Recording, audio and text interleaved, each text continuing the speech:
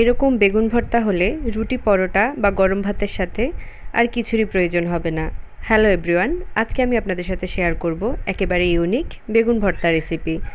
কড়াইতে তেল গরম করে আমি দিয়ে দেব এর মধ্যে পেঁয়াজ কুচি আর রসুন কুচি। কিছুক্ষণ নাড়াচাড়া করব।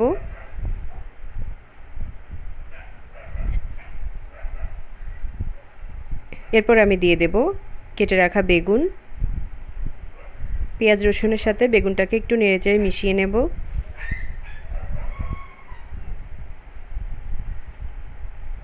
এবার দিয়ে দেব লবণ আর হলুদ।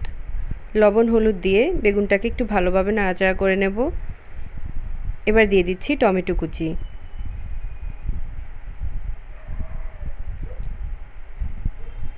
এবার দিয়ে দিলাম একটু থেতো করা রসুন।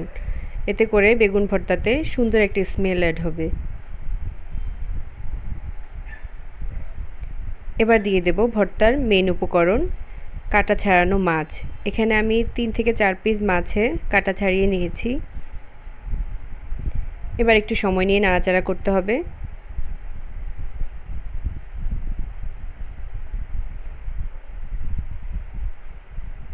কিছুক্ষণ নাড়াচাড়ার পর আমি এর মধ্যে দিয়ে দেব পরিমাণ মতো জল। এবারে আমি পুরো ভর্তাটাকে একটু ভালোভাবে মিশিয়ে নেব। এবার দিয়ে দিচ্ছি মরিচের গুঁড়া।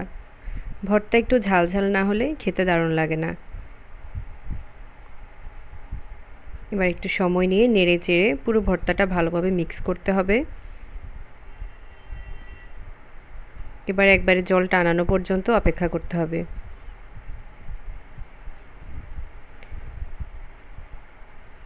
আমি মাঝখানে একটু জিরা ধনিয়ার গুঁড়া দিয়েছিলাম, আমার ভিডিওতে ওটা স্কিপ হয়ে গেছে। ধন্যবাদ সবাইকে।